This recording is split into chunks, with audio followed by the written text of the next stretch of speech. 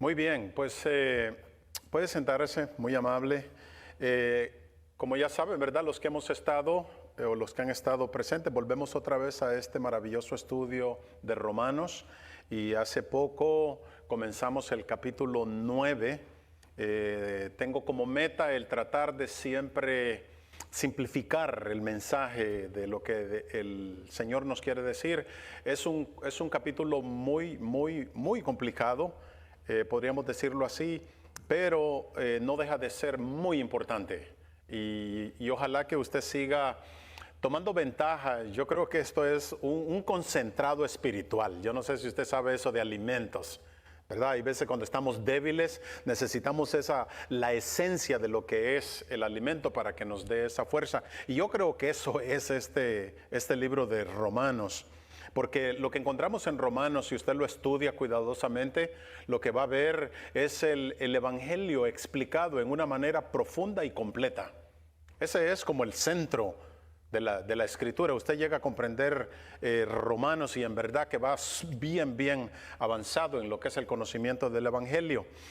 En los primeros versículos, ¿verdad? Hemos visto cómo el apóstol Pablo ha comenzado a tratar con los judíos, qué triste, los que erróneamente lo están despreciando, porque el hombre es odiado.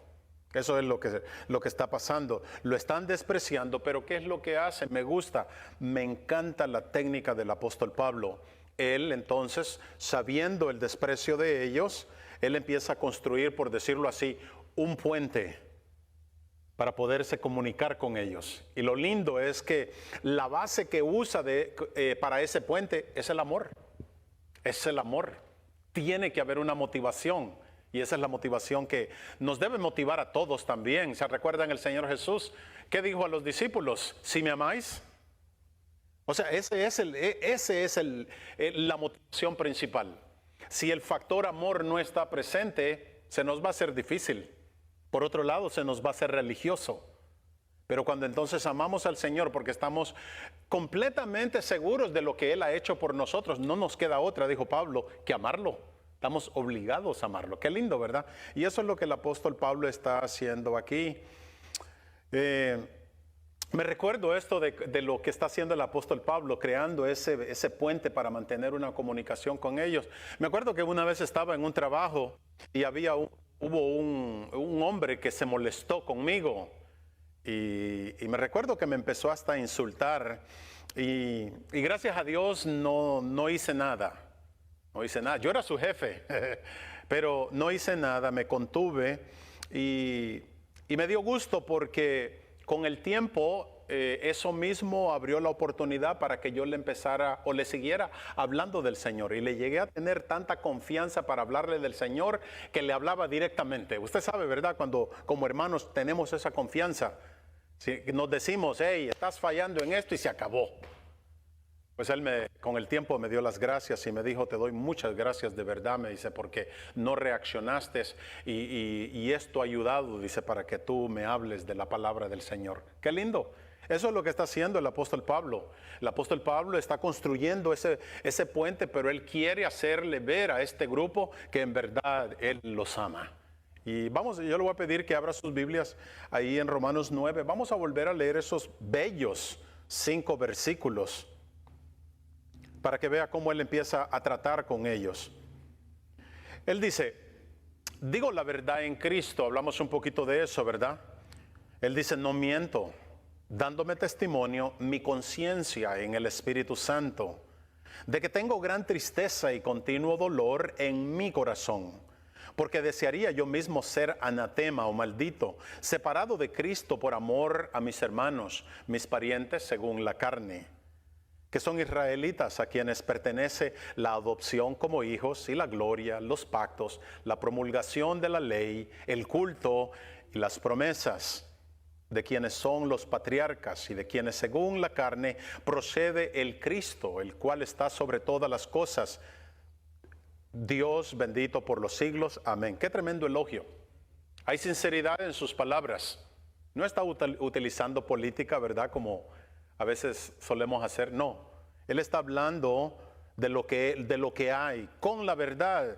Ya hemos dicho, ¿verdad?, de que el contenido de estos próximos 3 capítulos viene a ser esencial, literalmente viene a ser esencial para el discurso que el apóstol viene presentando. Porque si él no hubiera hablado de estos 3 capítulos, en verdad que el mensaje, yo creo que hubiera quedado, alguien dijo, hubiera quedado incompleto. ¿Cuál mensaje? El mensaje que él viene presentando del evangelio por gracia a través de la fe. ¿Por qué? Porque él dijo que este evangelio era para todo aquel que creyera. Y entonces, si es para todo aquel que crea, entonces también eso incluye a todas las naciones y también ¿a quién? A Israel. A Israel, es para ellos. Esto es lo que él viene presentando. Entonces, si él no habla de esto, es como que quedaría un vacío por ahí. Él tiene que tratar con este tema. Y fue lo que él dijo desde un principio en el primer capítulo de Romanos. Yo no sé si usted notó cómo el apóstol viene a caracterizar la perdición de todo ser humano. Incluyó aquel que tuviera religión y aquel que no tuviera religión, o aquel que tuviera ley o estuviera sin ley. Pero se llevó de paso también a estos judíos que estaban confiando en sus obras, en su propia justicia. Pero él sabía, el apóstol Pablo sabía de que aun cuando el hombre es pecador, en el mensaje él también estaba presentando el medio redentor para todo hombre pecador. Y ese era el mensaje. Desde un principio, eso fue lo que él dijo: vengo a hablar del evangelio. Y él lo puso, ¿verdad? Del cual no me avergüenzo, porque es poder de Dios. Qué bonito cuando entendemos que ese es el mensaje que nosotros traemos a esta sociedad. No traemos un mensaje motivador, no, traemos un mensaje transformador. Ojalá y usted se vea de esa manera. Usted es un portador de buenas noticias. Usted es un portador de la verdad. Y no podemos callar. Tenemos que ser un atalaya claro. Y eso es lo que está haciendo el apóstol Pablo por aquí. Ya vimos también, ¿verdad?, que el apóstol Pablo entiende de que estos judíos no se van a quedar tranquilos. Ellos van a seguir preguntando. Preguntas que todavía, si usted lo analiza, son las mismas que todavía siguen circulando en nuestros tiempos. Y yo creo que muchas veces algunas de ellas no hay una comprensión clara en qué es lo que quiso decir o qué es lo que va a ocurrir. Preguntas como ¿cuáles? Bueno, ¿sigue siendo Israel el pueblo escogido de Dios? ¿O viene a ser Israel o viene a ser la iglesia la nueva Israel? Esas son las preguntas que todavía siguen por ahí. O si ellos, siendo los escogidos para hacer luz a las naciones, pues entonces deberían de ser los primeros, como dijo Pablo, en entender este evangelio. Y si ellos eran los primeros, o el evangelio era primero para ellos, ¿por qué entonces lo están rechazando? Y rechazándolo rotundamente. O si Dios entonces no se contuvo en hacer a un lado a ellos, que habían sido los escogidos de Dios, o como lo pone el escritor en una ocasión, ¿verdad?, que ellos vienen a ser la niña de sus ojos. Y si Él entonces hizo a un lado a ese pueblo, ¿qué nos hace pensar que el Señor también en un determinado tiempo no va a hacer a un lado a la iglesia? Especialmente cuando el apóstol Pablo acaba de hablar en el capítulo anterior, en el capítulo 8, de tremenda seguridad de que el cristiano debe de gozar. Son buenas preguntas. Vemos entonces, ¿verdad?, que los capítulos son vitales, son necesarios. El apóstol tiene que hablar de eso, porque si no los hubiera incluido, su mensaje no hubiera sido completo, hubiera quedado en el aire todo eso.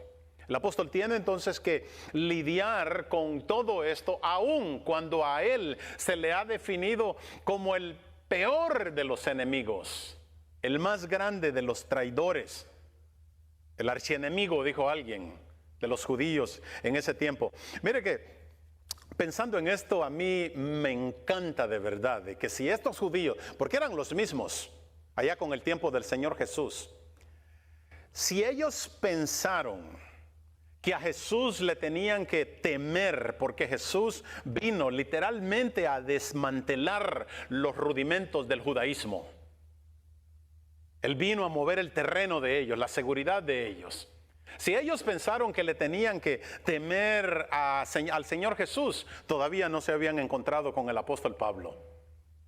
Porque a mí me encanta que el Señor mismo, de una manera estratégica, lo podemos poner de esta manera, Él ahora ha arrebatado a uno de sus grandes, al apóstol Pablo.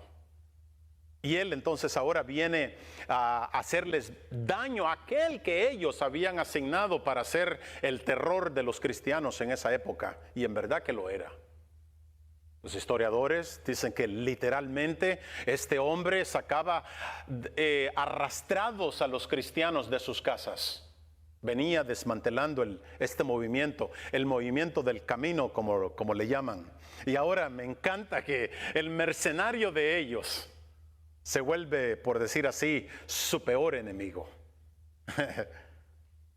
Les está haciendo mucho mal. Y ahora, más que nunca, viendo todo esto, el judaísmo empieza a ver al cristianismo como una conspiración antijudía. Ellos piensan que son sus enemigos y ven al apóstol Pablo como una de las principales cabecillas del movimiento. ¡Qué terrible! ¡Qué terrible! Ojalá, de veras, esto para nosotros, ojalá que el enemigo lo viera a usted como alguien que le está haciendo tremendos daños a sus planes. Ojalá, de veras. Pero que no sea como aquellos, ¿se acuerda en el capítulo 19 de Hechos? De aquellos de aquellos exorcistas, dice, que andaban por ahí y que quisieron invocar el nombre del Señor, sin conocer al Señor. De veras que es un panorama para mí un poco cómico, porque vienen ellos y ven a una persona llena de demonios, por decirlo así, y mire la frase que ellos usan: os ordeno por Jesús, a quien Pablo predica. Pero dice que el espíritu malo respondió y les dijo, me encanta lo que le respondieron: a Jesús conozco y sé quién es Pablo, pero vosotros, ¿quiénes son? ¡Qué tremendo! Falsos cristianos. Así que Pablo quiere que sepan que los judíos, él quiere que ellos sepan que él no es su enemigo. Y dijimos, ¿verdad?, que antes de él presentar la explicación o la teología que él trae, lo que viene haciendo es derramando su corazón, haciéndole saber lo que hay en verdad en él, el sentimiento profundo que hay acerca de ellos. Y no es de menos, él era uno de ellos, ese era su pueblo, esa era su gente. Pero déjeme recordarle, quiero que volvamos a escuchar la manera elocuente como él habla acerca de esto, cómo el apóstol Pablo presenta esto, que era la manera también como ellos pensaban, ¿no? Cuando Pablo habla, no solamente habla o presenta lo que él antes era en una manera elocuente, sino también que hay orgullo, porque así eran los judíos. ¿Se acuerda? Ya en Filipenses capítulo 3, comenzando ahí más o menos por el versículo 5, no tiene que ir. Oiga cómo él habla, él dice que fue circuncidado al 8º día, del linaje de Israel, de la tribu de Benjamín, hebreo de hebreos, en cuanto a la ley, irreprensible. En cuanto al celo, dice perseguidor de la iglesia. En cuanto a la justicia de la ley, era hallado sin tacha. Con razón al hombre lo habían escogido para perseguir a la iglesia. Él era el perfecto candidato para ser el terror de los cristianos. En Pablo podemos ver la manera como él respetaba, reverenciaba, honraba y atesoraba el judaísmo. Y lo hacía de todo corazón y estaba dispuesto aún a matar por él. Y lo estaba haciendo. Qué tremendo, ¿verdad? Ahora, era importante entonces que los judíos supieran cuáles eran sus intenciones, y eso es lo que él empieza hablando ahí en ese capítulo 9. Y si usted ve el principio del capítulo 10, también vuelve a usar el mismo tipo de saludo. Él está derramando su corazón, quiere asegurarse que ellos sepan lo que hay, que sus intenciones son buenas. Pero ahora debemos de entender esto también. El hecho de que el apóstol, vamos a ver después, ¿verdad?, que a quien fue a los gentiles. El hecho de que él haya ido a predicar a los gentiles Y el hecho de que él haya hablado de la salvación por gracia, por fe y no por obras, no significa que él era un antijudío. Eso no era. Él simplemente viene presentando lo que continúa después de la ley. ¿Se acuerdan que hablamos de eso, verdad? Porque la ley apuntaba ¿a quién? El fin de la ley es ¿quién? Es Cristo. Eso es lo que él viene haciendo. Él solo viene siguiendo la secuencia, por decir así. Pero todo lo que él está haciendo, todo lo que el Señor está haciendo, esto en verdad es un acto de amor. Porque es el mismo amor el que sigue llamando a los hombres al arrepentimiento. Y él lo está poniendo así de esa manera. Es por amor. Es por amor. Ahora, Pablo sabía con todo eso, él lo entendía, ya lo había visto, ya lo había experimentado. Y vamos a hablar de eso.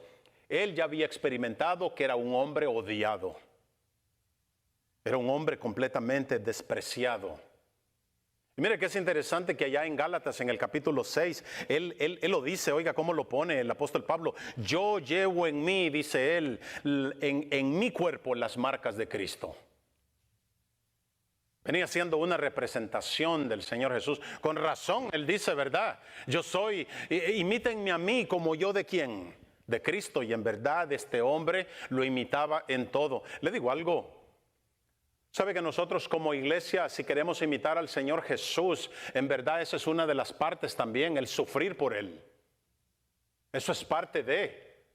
Si hay algo que identifica al verdadero cristiano, es el sufrimiento que él experimenta por Él. Claro, esos son para los verdaderos cristianos. Pero antes de proseguir, entonces yo quiero que nosotros analicemos un poquito de la perspectiva del apóstol Pablo en cuanto a su vida, cómo él era percibido.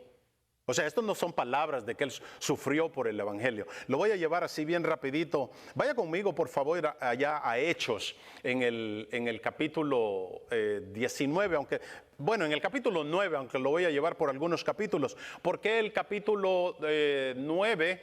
Porque es ahí donde nosotros vemos, ¿verdad?, la conversión del apóstol Pablo. ¿Se recuerda para dónde iba? Él iba rumbo a Damasco. Mire qué cosas. Iba a matar cristianos. Esa era la misión para donde iba. Pero después nos da la palabra, después le doy algunos versículos. Después dice la escritura que él pasó un tiempo con el Señor. Esto es importante. Pasó en una relación bien única y privada con el Señor. En ese tiempo dice que fue llevado a Arabia, posiblemente no la Arabia que conocemos, seguro era un área por ahí, por esa área de Palestina, pero ahí estuvo varios años y en ese tiempo que estuvo con el Señor se le manifestó y le dispensó literalmente el evangelio. ¡Qué maravilloso! Esa era una de las cualidades del verdadero apóstol. Estos apostolíos que han salido... El apóstol tenía que tener una experiencia personal ahí presente con el Señor. Y él lo dice, mira, allá en Gálatas, en el capítulo 1, dice él que el mensaje que él predicó no lo recibió de hombres, porque ni siquiera, dijo él, he conocido o he estado con los apóstoles. No, él dice que lo recibió directamente de Cristo y fue durante ese tiempo que él había sido apartado por el Señor. Él directamente. ¿Se acuerda ya cuando practicamos, ¿verdad?, la cena del Señor? Ahí él también lo dice, porque esto fue lo que recibí del Señor. Directamente todo eso, qué lindo. Ahora, después de eso, vea el versículo 20, ahí en Hechos 9. Después dice que de ahí, de esa conversión, regresó a Damasco. Y en el versículo 20 dice que enseguida predicaba a Cristo, ¿dónde? En las sinagogas. Y mire lo que hablaba, diciendo que este Jesucristo era el Hijo de Dios. ¡Qué atrevimiento! ¿Sabe a qué se iguala esto si lo pudiéramos comparar con algo en nuestros días? Esto es como que usted fuera a un país en este momento, a un país árabe, y que le dijera a esas personas, ¿sabes qué? ustedes están en un tremendo engaño, porque ese mentiroso de Mahoma no es el verdadero profeta, sino que quien es el verdadero profeta es Jesucristo. Eso es lo mismo que estaba haciendo Pablo. Y debemos de recordar que los judíos en ese tiempo eran hombres que mataban por lo que creían. ¿Verdad que sí? Habían matado al Señor Jesús, le habían matado a Esteban y la cuenta seguía. O sea, no era algo fácil. Mira el versículo 21. Dice que todos los que le oían estaban atónitos y decían, ¿no es este aquel que asolaba a Jerusalén a los que invocaban este nombre? Y a eso vino acá para llevarlos presos ante los principales sacerdotes.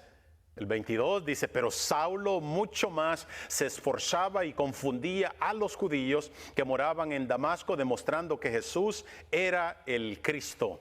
Es decir, que ellos no podían contra sus debates. En otras palabras, no podían contra la doctrina del Señor o del apóstol Pablo. ¿A quién le recuerda? Al Señor Jesús. Nunca pudieron contra su sabiduría. Claro, Él traía la verdad. Pero entonces, ¿cuál fue la reacción de ellos? Ve el versículo 23, ahí en Hechos. Pasados muchos días, dice, los judíos resolvieron en consejo ¿qué? Matarle. La misma táctica. Es decir, que estaban tan enfurecidos que finalmente decidieron hacerle lo mismo que le hicieron al Señor Jesús, eliminarlo, según ellos, por completo. Y mire, esto es tremendo. Esa fue la manera como continuó el ministerio del apóstol Pablo, y las cosas nunca mejoraron. Bueno, eso no era nuevo. El Señor Jesús fue quien se lo profetizó. ¿Se acuerda? El Señor se le apareció a Ananías y él se lo dijo. Yo, hablando del apóstol Pablo, yo le mostraré cuánto debe de padecer por mi nombre. ¿Verdad que así ha sido siempre la manera como el Señor Jesús presentó su evangelio? Él dijo, aquel que me quiera seguir, ¿qué dijo? Niéguese a sí mismo y tome su cruz. Eso es que esté dispuesto a todo, a lo peor, a la muerte si es posible. Me preocupa de verdad el evangelio tan fácil que estamos viviendo. De verdad que sí, es preocupante. Si se adelanta un poquito ahí en Hechos, en el capítulo 13, verá que apenas cuando el apóstol Pablo había sido apartado para el trabajo de misionero al lado del gran Bernabé, en el versículo 14 dice que saliendo de Perge llegaron a Antioquía de Pisidia y en el día de reposo entraron ¿dónde? A la sinagoga. Pero ¿qué pasa con Pablo? Si de allá lo acaban de hacer planes para matarlo, es decir, que a él no le importó que en la otra sinagoga lo quisieran matar. Vea el versículo 15, dice que después llegó a la sinagoga, posiblemente todavía la noticia no se había regado, él llegó, wow, tenemos un invitado. Después dice que leyeron, se le dio la lectura de la ley y los profetas. Ay, cómo quisiera tener más tiempo para eso. ¿Verdad que no fue un cultito de 1 hora? Definitivamente no. Se mantuvieron un buen rato en la ley y los profetas. Bueno, eso lo quería que supiera eso.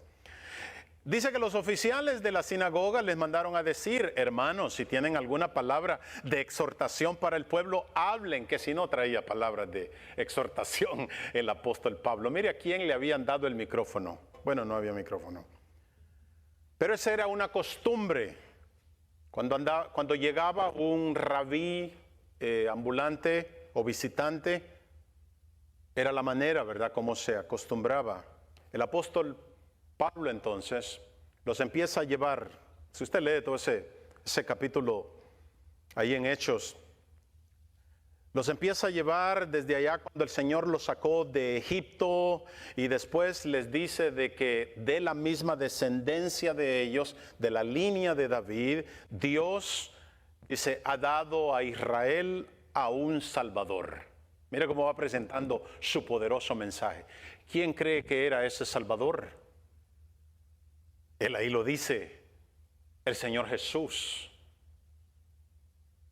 Y sigue llevando, dice, ese poderoso mensaje con ellos. Ve el versículo 37 y les dice que Dios lo resucitó y que no vio corrupción. El versículo 38. Por tanto, hermanos, ahí va, él ya va cerrando, aplicando su mensaje. Dice, por tanto, hermanos, sepan que por medio de él le es anunciado el perdón de los pecados. Y en el versículo 42 dice que al salir Pablo y Bernabé, la gente les rogaba que el siguiente día de reposo les hablara de estas cosas. Quiere decir que quedaron fascinados con la prédica de Pablo. Todo se oye bien. Ve el versículo 44. Al siguiente día de reposo, dice, casi toda la ciudad se reunió para oír a los nuevos predicadores. Ya no querían oír al pastor, ¿verdad? Bueno, no, a los nuevos predicadores. Pero cuando, miren lo que ocurre en el versículo 45, dice, cuando los judíos vieron la muchedumbre, se llenaron de celo y blasfemando contradecían lo que Pablo decía.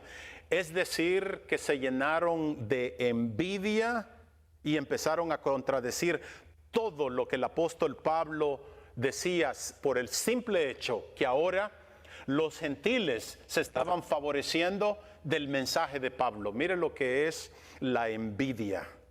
No les gustó el hecho de que los demás se beneficiaran del mensaje que traía el apóstol Pablo. ¿Qué ocurre ahí entonces? Empieza a levantarse el feo, dijo alguien por ahí, el feo orgullo racial. No querían creer lo mismo que creían los gentiles.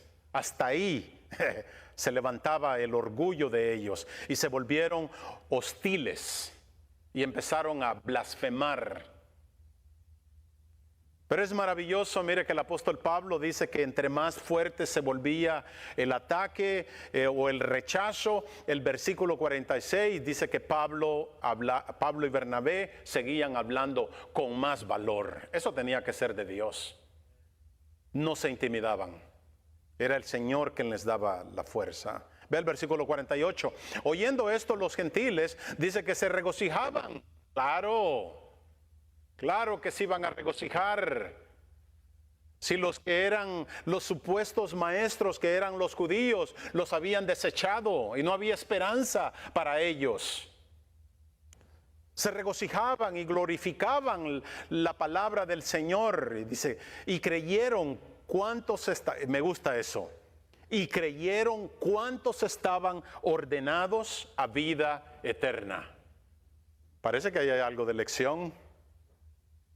Es el Señor quien decide cuántos estaban ordenados para vida eterna. El 49. Y la palabra del Señor, dice, se difundía por toda la región. Hasta el momento parece que las cosas van mejorando. Ve el versículo 50. Pero los judíos, entonces, ¿qué ocurrió? Instigaron a las mujeres piadosas y distinguidas y a los hombres más prominentes de la ciudad y provocaron una persecución contra Pablo y Bernabé y los expulsaron no solamente de la sinagoga, sino de toda la región. Excomulgados, fuera. Qué manera, ¿verdad?, de vivir el evangelio. Qué manera de motivarse a predicar. Pase así rapidito al capítulo 14 de ahí de Hechos. Ahora dice que fueron a Iconio y de nuevo dice que entraron ahí en el principio del capítulo, entraron juntos a la sinagoga de los judíos. Mire otra vez. Y hablaron de tal manera que creyó gran multitud de judíos y asimismo de griegos. El versículo 2, más los judíos que no creían excitaron y corrompieron los ánimos de los gentiles contra los hermanos. Eso hemos visto, ¿verdad?, en Juan, que causa la incredulidad en las personas. Produce odio. Pero ellos dicen que se quedaron predicando la palabra con denuedo. Me encanta esa palabra. Predicaba con denuedo, con valor, con vigor, con intrepidez, con seguridad. Si hay algo que le pido de verdad, es eso. Si le pido una oración por mí, pídale al Señor que el mensaje que aquí lo prediquemos con denuedo. El apóstol Pablo pedía eso. Pero entonces ocurre, miren el versículo 4, ocurre algo. Dice que ahora la gente de la ciudad estaba ¿qué? Dividida. Unos dice la palabra que estaban con los judíos y otros estaban con los apóstoles. ¿Qué no fue lo mismo que causó el mensaje del Señor Jesús? ¿Verdad que hay una desesperación por querernos unir a todos? Y sin embargo el mensaje de la palabra sigue causando división. Lo seguimos viendo. El versículo 5. Pero entonces, dice, los judíos y los gentiles, juntamente con sus gobernantes, ahora ya metieron la ley, se alzaron a afrentarlos y apedrearlos. ¿Qué les queda en el versículo 6? Huyeron, dice, y huyeron a Listra y Derbe, ciudades de Licaonia y a toda la región circunvecina. Pero qué maravilloso, donde quiera que iban, seguían predicando el evangelio. ¿Puede notar eso? Que la persecución ayudó a propagar el evangelio. ¿Hay un amén ahí? Amén. Me pregunto, y me he hecho esa pregunta anteriormente. ¿Será que nosotros necesitamos algo de eso para que el evangelio se pueda propagar? Porque parece que nos estamos acomodando demasiado a este mundo y en nuestros planes no existe el avanzar el reino. En nuestros planes hay demasiada comodidad. Me incluyo. Ahora vea la determinación del apóstol Pablo en el versículo 19. Dice que después que lo apedrearon, lo arrastraron fuera de la ciudad pensando que ya lo habían matado, pensando que el hombre ya estaba muerto. Es posible, mis hermanos, que simplemente se haya desmayado, que es la manera, ¿verdad?, cómo reacciona el cuerpo cuando hay demasiado dolor, entra en shock. Posiblemente uno de nosotros, de veras, pensando en esto, uno de nosotros diría, no, yo creo que es suficiente con esto del evangelio. Y suficiente con esto de visitar sinagogas. O sea, yeah.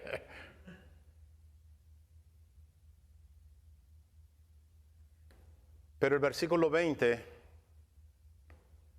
no sé cómo ocurrió eso, pero dice que lo rodearon los discípulos y se levantó y entró en la ciudad. Y al día siguiente salió con Bernabé para Derbe. ¿Qué iban a hacer allá? Lo mismo. A seguir predicando el evangelio. Se sacudió el polvo, se levantó y a seguir.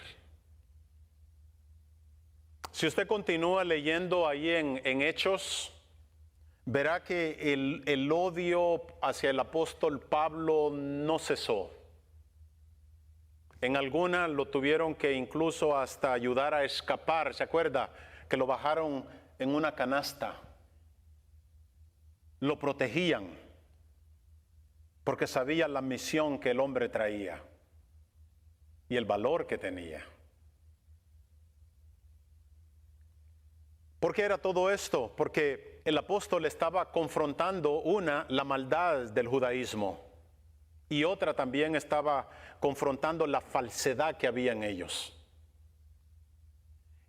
Era necesario predicar el evangelio de esa manera porque la falsa enseñanza estaba enviando a muchos al infierno. El Señor lo dijo. ¿Se acuerda? Cuando convencían a alguien, dice, lo hacían 2 veces candidato para el infierno. Por eso es nuestra lucha contra todo movimiento falso. No es causar división, sino que vemos el problema. Y el problema es precisamente eso, que están formando aquel grupo, aquella cantidad de millones que un día van a decir, Señor, Señor. Eso es lo que estamos tratando de evitar. Y por eso es que se tiene que predicar la verdad. ¿Verdad que sí? Mira, el desprecio era tanto hacia el apóstol Pablo que incluso contrataban a gente para crear alborotos. Lo estamos viendo en nuestros días. Falsos alborotos. Y lo seguían al apóstol donde quiera que iba. Investigaban a dónde era que tenía que llegar, pero eso no lo detuvo. Y la palabra me da el detalle que el apóstol Pablo seguía predicando el evangelio a todas las regiones donde él iba. Piensa en eso por un momento. Obviamente no somos Pablo, pero el Señor lo ha puesto en un lugar estratégico, donde ni yo ni otra persona puede llegar, porque es ahí donde el Señor lo puso a usted. Haga el trabajo de evangelista. Eso es lo que nos dice la palabra. Cada quien en su área y cada quien de acuerdo a su capacidad. Así son los talentos. A uno se le dio 10, pero a uno se le dio 1. Ya para el capítulo 20 vemos que el apóstol, qué tremendo, nos da el detalle que se empieza a despedir de los hermanos. Y ahora parte, dice, para el área de Grecia, posiblemente para allá, para Corinto, porque se cree que ahí en ese punto del capítulo 20, fue desde ahí donde él dictó esta hermosa carta que nosotros estamos viendo a los romanos. Y mis hermanos, la dictó en medio de aquella tremenda persecución judía, en medio de aquel odio. Un escritor lo pone de esta manera. Se podría decir que aun cuando él está dictando esta hermosa y poderosa carta, él está sintiendo el odio de sus compatriotas. Lo siente porque andan cerca. Y cuando él entonces dice en esos primeros versículos del capítulo 9 que tiene gran tristeza y continuo dolor en su corazón y que deseara ser anatema por amor a sus hermanos, lo único que está haciendo es derramando su corazón para hacerles ver que en verdad está interesado en la salvación de sus almas. Ojalá, mis hermanos, que nosotros seamos imitadores de este paladín del evangelio, del apóstol Pablo.